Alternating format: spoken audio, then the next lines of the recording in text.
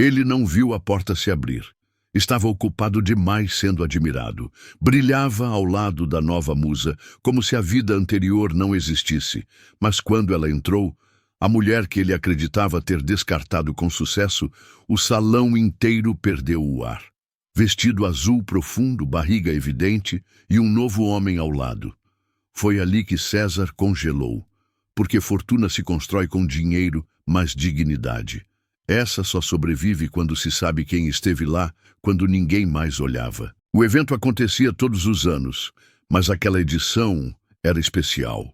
O centenário da Associação Nacional de Tecnologia e Inovação havia reunido empresários, políticos, investidores e grandes nomes da elite global. Um baile de gala na capital federal, dentro do recém-restaurado Palácio da Alvorada, com convites restritos a apenas 200 pessoas no país inteiro. César Albuquerque chegou como se fosse dono da noite. CEO de uma das empresas mais valiosas da América Latina, caminhava sob flashes, com seu sorriso treinado e postura de quem sabe exatamente onde quer chegar e quem pode levar com ele.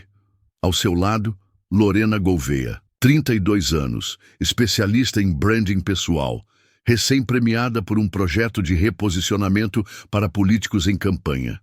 Linda, afiada, exuberante sem esforço. Vestia um vestido de ombro único em cetim dourado que fazia os olhos pararem e as câmeras seguirem. A entrada deles foi cuidadosamente coreografada. Uma breve pausa no topo da escadaria, sorrisos calculados, poses rápidas. César levantou a taça de espumante, ergueu o olhar como quem diz, cheguei onde sempre quis. Tudo estava sob controle, ou pelo menos ele acreditava nisso. O mestre de cerimônias anunciava os premiados da noite, enquanto a música de cordas preenchia o salão abobadado. César distribuía cumprimentos, comentários e charme com a destreza de quem construiu uma reputação impecável, mesmo que sobre cacos. Mas, como toda estrutura mal alicerçada, algo tremia no subterrâneo daquela segurança, algo que ele pensava ter enterrado. Porque tem silêncios que só parecem inofensivos, até decidirem voltar em voz alta. Helena Prado nunca quis ser o centro das atenções. Arquiteta urbanista, filha de professora pública e pai aposentado da Marinha, cresceu entre livros, esboços e cafés coados na hora. Conheceu César na faculdade, quando ele ainda vendia acessórios de computador num carrinho improvisado no pátio da universidade. Foi Helena quem revisou o primeiro pitch de investimento dele, quem diagramou as apresentações iniciais, quem sugeriu o nome da startup que anos depois se tornaria um império. Na época, os dois dividiam um apartamento de 40 metros quadrados e celebravam cada venda como se fosse um prêmio. Ela era a mente calma por trás da ambição desordenada. Enquanto ele sonhava alto, era ela quem construía chão. Os amigos mais próximos diziam que César só voava porque sabia que tinha onde aterrissar. E esse lugar era ela. Mas à medida que a empresa crescia, os espaços entre eles também aumentavam. As reuniões se estendiam, os convites diminuíam. César passou a decidir sozinho. Parcerias, contratações, até a mudança para a nova cobertura em São Paulo, tudo sem consultá-la. Helena tentava entender. Dizia a si mesma que era o preço do crescimento, mas com o tempo percebeu que havia deixado de ser parte da equação. Não era mais chamada para eventos. Em entrevistas, ele falava em uma força invisível ao seu lado, mas nunca dizia seu nome. Pior do que ser esquecida, era ser apagada com elegância. Um tipo de exclusão que não grita, mas dói mais, porque é feita diante de todos, e ninguém parece notar. E mesmo assim, Helena ficou, porque o amor às vezes demora a aceitar que virou silêncio. O teste de farmácia não deixou dúvidas. 2 linhas vermelhas. Helena estava grávida. Sentou-se no chão frio do banheiro com um sorriso tímido e lágrimas silenciosas. Depois de tudo, aquilo parecia um sinal. Talvez o que faltava para que os dois voltassem a se ver. não com os olhos, mas com o coração. Preparou o anúncio com delicadeza. Encomendou uma caneca com a frase "Melhor pai do ano". Embrulhou o ultrassom em papel reciclado e escreveu um bilhete curto. "Tem alguém novo chegando para dividir o mundo com a gente." César abriu a caixa durante o jantar, leu, sorriu de leve e disse apenas: "Você tem certeza disso?" Helena respondeu com um aceno firme. Ele devolveu: "Ok, a gente conversa depois." Mas o depois nunca veio. Nos dias seguintes, César passou a dormir no escritório, justificando reuniões e fusos horários. O assunto do bebê virou item ausente. Nada sobre nomes, nada sobre médico, nenhuma pergunta, nenhum toque. E então veio a notícia, uma notificação no celular. César e Lorena apareceriam juntos no Fórum Internacional de Inovação, em Dubai. Helena estava na 11ª semana de gestação. César não disse uma palavra antes de embarcar. No retorno, ele trouxe um presente, um colar moderno e frio como a embalagem. "Para você." A Lorena ajudou a escolher. "Achei sua cara." Helena sorriu sem graça. Por dentro, algo se partiu. Não era só a traição física, era a constatação de que ele já se via em outro lugar. E que ela, mesmo grávida, não fazia mais parte do plano, porque pior que ser traída é ser esquecida como se nunca tivesse existido. Helena não implorou explicações. Durante semanas, tentou manter o ritmo da rotina, mesmo que tudo dentro dela estivesse suspenso. O ultrassom do 2º trimestre aconteceu sem ele. A médica perguntou com gentileza forçada: "O pai não pôde vir?" Helena sorriu com esforço. "Viagem a trabalho." Mas o que doía não era a ausência física, era o desinteresse. Nenhuma mensagem, nenhum "Tá tudo bem aí?" Só o silêncio, como se a gravidez fosse um erro administrativo que ele ainda não soube como arquivar. Aos poucos, a invisibilidade virou oficial. No grupo da equipe executiva da empresa, do qual ela ainda fazia parte por convenção, seu acesso foi temporariamente suspenso por reestruturação. No site da empresa, sua biografia como cofundadora havia desaparecido. Em seu lugar, Lorena Gouveia figurava como diretora de reputação e imagem estratégica. Fotos deles começaram a pipocar em revistas de negócios e perfis de colunistas sociais. "Casal símbolo da nova elite digital", dizia uma manchete. Helena leu sentada na varanda, com as mãos sobre a barriga e o vento mexendo suas mechas soltas. Ela não chorava mais. Chorar exige energia. E ela só queria passar pelo dia sem se desmanchar. A família fazia perguntas. Ela desviava com meias frases.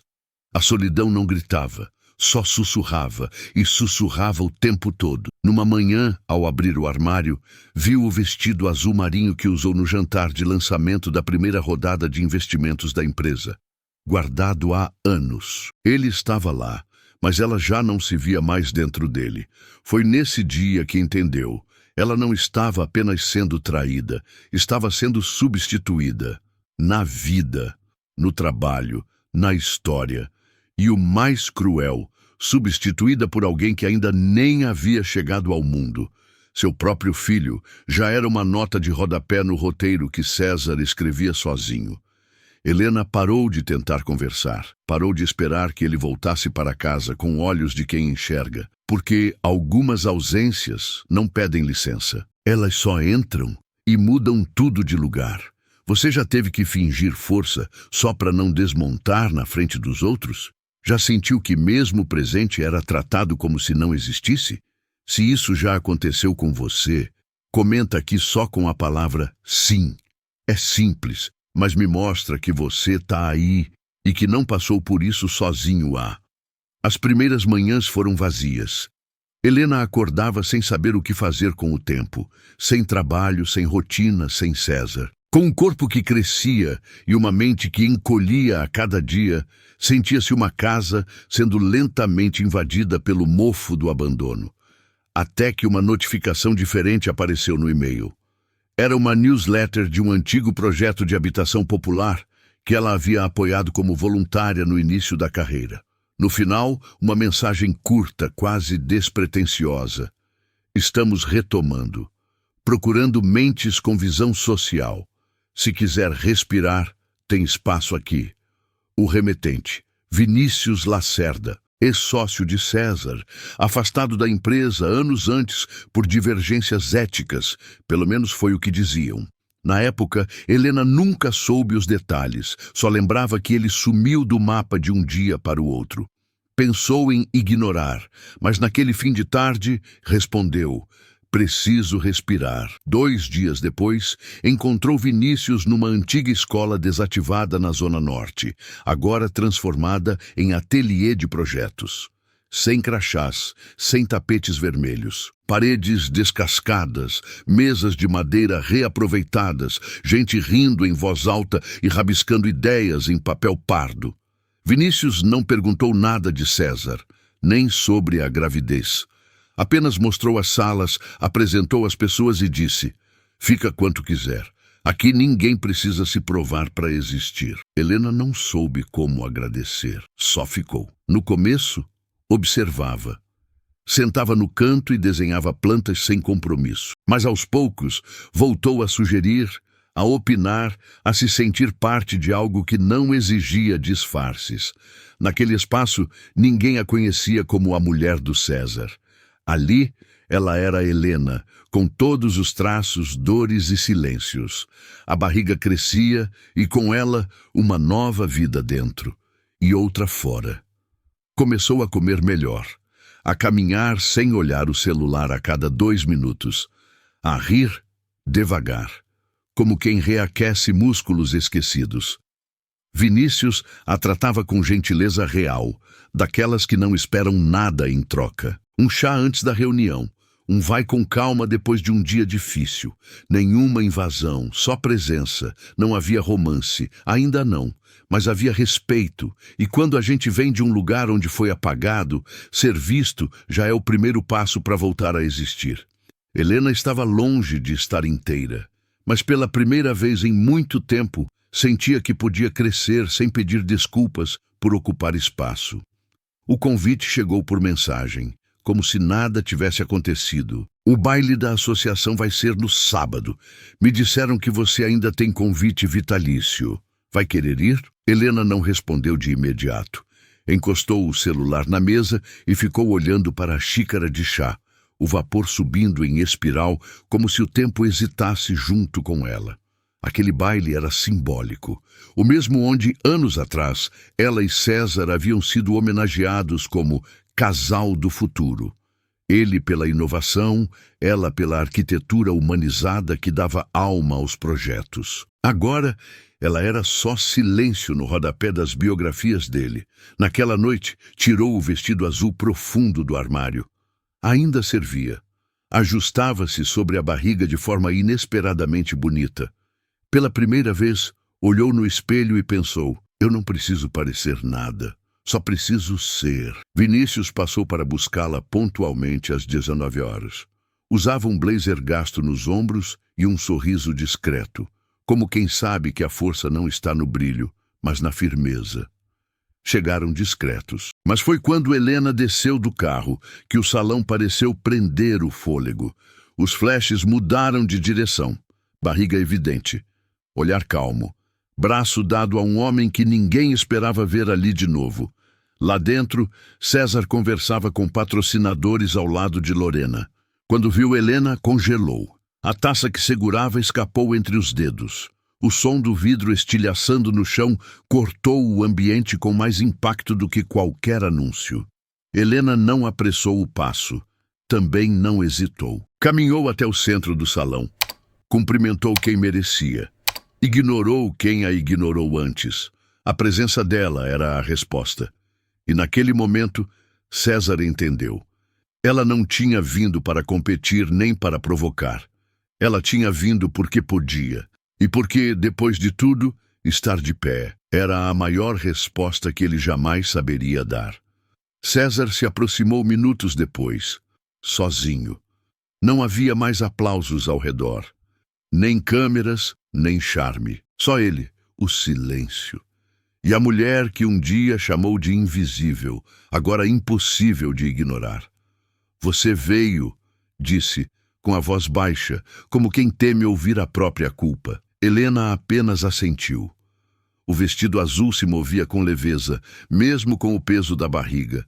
Ela não parecia exausta, parecia certa. Queria conversar, explicar as coisas. Ele tentou.